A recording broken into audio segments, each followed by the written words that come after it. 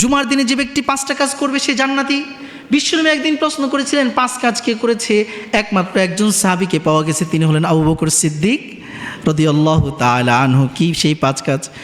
বিশ্বনবী বলেন, আবু সাঈদ খুদরির বর্ণনা, খামসুন মান আমিলাহুন্না ফি ইয়াউমিন কাতাবাহুল্লাহু মিন আহলিল জান্নাহ, 5 কাজ যে করবে তাকে জান্নাতি হিসেবে সার্টিফিকেট দেওয়া হবে। এক হলো মান আদা মারিদন, জুমার দিনে কেউ যদি কোনো অসুস্থ ব্যক্তিকে দেখতে যায়, অসুস্থ ব্যক্তিকে দেখতে যাবে, এটা অনেক বড় ফজিলতের কাজ। আমরা সবাই রোবট হয়ে গেছি, কম্পিউটার ম্যান হয়ে গেছি, এখন কেউ কারো খবর নেয়।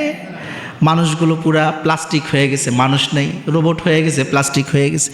খবর নেবেন প্রতিবেশীর অবস্থা কি, আত্মীয় স্বজন অবস্থা কি, দূরে যদি থাকে যাইতে না পারলে ইমো কল আছে, হোয়াটসঅ্যাপ আছে, ফোন দিয়ে তাদেরকে খবর নেবেন। যদি প্রয়োজনগ্রস্ত হয়, আপনার যদি সামর্থ্য থাকে কিছু হাদিয়া পাঠিয়ে দেবেন, তাহলে আপনার রিজিকের মাঝে, আমার রিজিকের মাঝে বরকত ঢেলে দেবেন কে?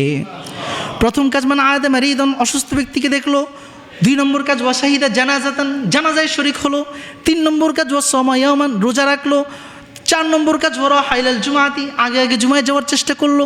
5 নম্বর কাজ ওয়াতাক রাকাবাতান, গোলাম আজাদ করে দিল। নবীজি সাল্লাল্লাহু আলাইহি ওয়াসাল্লাম বললেন যে 5 কাজ করতে পারবে রব্বুল আলামিন তাকে জান্নাতের বাসিন্দা হিসেবে লিখে দিবেন। শুধু তাই নয়, জুমার দিনে যারা আসে তাদের নাম লিস্ট করা হয়, ফেরেশতারা দরজার মধ্যে বসে রয়েছে। আল্লাহু আকবার। তাকান পিছনের দিকে, তাকান তো একটু, বলছি তাকাইতে, তাকান পিছনের দিকে। ওই ফেরেশতা দেখতে পাইছেন? আমার দিকে তাকান এবার। ওই ফেরেশতা দেখছেন? এই দেখছেন? আপনার লগে জিন আছে, জিন দেখছেন নাকি? ওই জিন দেখছেন? দেখেন নাই। ফেরেশতা এবং জিনকে দেখা যায়, বিশ্বাস করার নাম কি? ঈমান। পুরাটা অদৃশ্য। বলেন ঈমান পুরাটা কি? অদৃশ্য। সূরা বাকারার প্রথম আয়াতের তাফসীর আলোচনা হবে ইনশাআল্লাহ।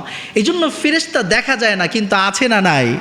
রাসূল বলেছেন ফেরেশতারা দাঁড়িয়ে আছে, কারা আসছেন কারা আসেন নাই তাদের নামগুলো লেখা হচ্ছে। আল্লাহু আকবার।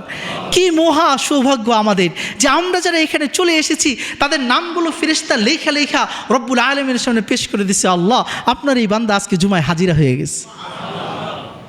কলিজাটা ছোট হয়েছে না বড় হয়ে গেছে?